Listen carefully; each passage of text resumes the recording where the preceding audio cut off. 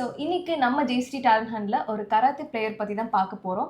அவங்களோட martial arts experience பத்தி share பண்ண வந்திருக்காங்க. ஸோ அவங்க கிட்ட கேட்டு தெரிஞ்சுக்கலாம். ஹாய், உங்களை பத்தி சொல்லுங்க. ஹாய், என் நேம் வந்து ரோஸ்லின். நான் வந்து JCT college PDPC third year student. நான் ஒரு கராத்தே பிளேயர்.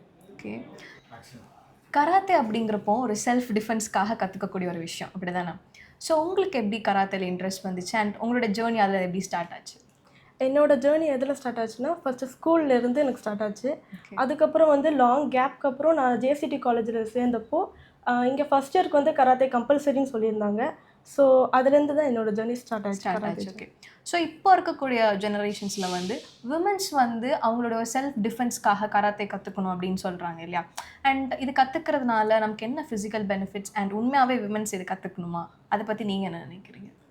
நவடேஸ் உமன்ஸ்க்கு வந்து சேஃப்டி ரிலேட்டடாக நிறைய ப்ராப்ளம்ஸ் வருது. ஸோ வந்து மார்ஷல் ஆர்ட்ஸ் வந்து கற்றுக்கிறது மூலிமா நம்மளை நாமே ப்ரொடெக்ட் பண்ணிக்கலாம். அது மட்டும் இல்லாமல் இதில் ஃபிசிக்கல் ஸ்ட்ரென்த் வந்து மசில் வந்து ஸ்ட்ராங் ஆகும் அண்ட் ஃப்ளெக்சிபிலிட்டி கிடைக்கும். நம்மளோட பாடி நம்மளோட கண்ட்ரோலில் இருக்கும், செல்ஃப் கண்ட்ரோல் பண்ணுவோம். ஓகே, ஸோ உங்களுக்கு இந்த கராத்தேயில் உங்களோட இன்ஸ்பிரேஷன் அண்ட் உங்களுக்கு ஒரு மோட்டிவேஷன் பர்சன் இருப்பாங்க இல்லையா, அது யார்?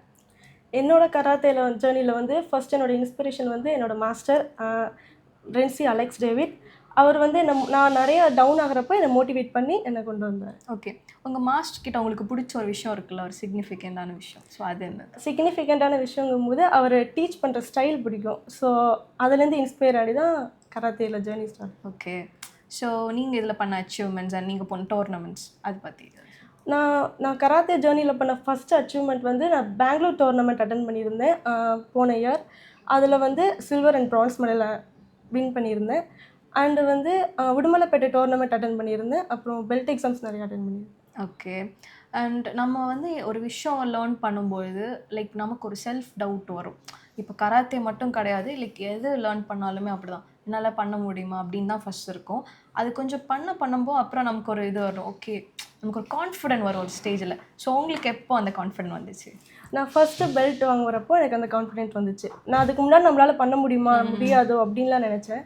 ஆனால் ஃபஸ்ட் பெல்ட் நான் வாங்குறப்போ ஓகே, இன்னும் நெக்ஸ்ட் மோர் என்ன பெல்ட் இருக்குது. ஃபஸ்ட்டு எல்லோ பெல்ட் வாங்கினேன். அதுக்கப்புறம் ஆரஞ்சு பெல்ட்டுக்கு ஓகே நம்ம ஆரஞ்சு பெல்ட் வாங்க ட்ரை பண்ணுவோம் அப்படின்னு சொல்லி நான் ட்ரை பண்ணி அப்படியே கொஞ்சம் இன்க்ரீஸ் பண்ணி வந்துருக்கேன்.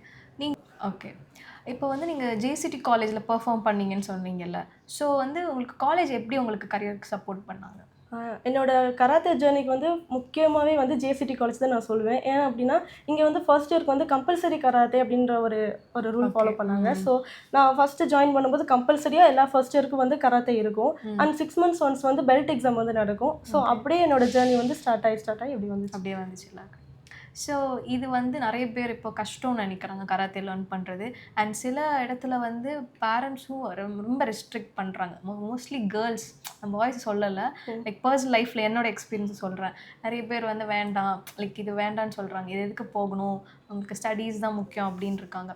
ஸோ அந்த மாதிரி, ஆனால் நிறைய பேருக்கு இன்ட்ரெஸ்ட் இருக்குது எங்களுக்கு படிக்கணும் அப்படின்ட்டு. ஸோ நீங்கள் அவங்களுக்கு என்ன சஜஸ்ட் பண்ண விரும்புகிறீங்க? ஃபஸ்ட்டு சொல்லணும்னா எங்கள் வீட்லேயே ஃபஸ்ட்டு ரெஸ்ட்ரிக்ட் பண்ணாங்க. அதுக்கப்புறம் நான் ஒரு சில இதில் மோட்டிவேட் ஆகி என்னோடய க்ரோத் அவங்க பார்க்குறப்போ அவங்க வந்து அலோவ் பண்ண ஆரம்பித்தாங்க. மோஸ்ட் ஆஃப் த கேர்ள்ஸ் என்ன பண்ணுவாங்க அப்படின்னா பாடி பெயின் வரும் அப்படிங்கும்போது அப்படியே லீவ் ஆயிடுவாங்க. ஒரு 3 months சொல்லுவாங்க, அதுக்கு மேலே அவங்க வந்து அப்படியே லீவ் ஆயிடுவாங்க. ஸோ நான் என்ன சொல்கிறேன்னா, விட்டு கொடுக்காதீங்க. பெயின் வருதுன்னா அது நல்லது தான். ஸோ விட்டு கொடுக்காதீங்க, கண்டினியூ பண்ணுங்க. ஓகே, ஸோ ரொம்ப தேங்க்யூ. ஸோ உண்மையாகவே கண்டிப்பாக இது நிறைய பேருக்கு மோட்டிவேஷனாக இருக்கும் உங்கள் எக்ஸ்பீரியன்ஸ். அண்ட் உங்களுக்கு என்னுடைய வாழ்த்துக்கள். வியூவர்ஸ், உங்களுக்கு இந்த வீடியோ பிடிச்சிருக்கும்னு நினைக்கிறேன். உங்களுக்கு இந்த வீடியோ பிடிச்சிருந்தா லைக் பண்ணுங்கள், ஷேர் பண்ணுங்கள். இந்த மாதிரி நிறைய வீடியோஸ் பார்க்குறதுக்கு ஜேசிடி இன்ஸ்டிடியூஷன் சேனலை சப்ஸ்கிரைப் பண்ணுங்கள். தேங்க்யூ.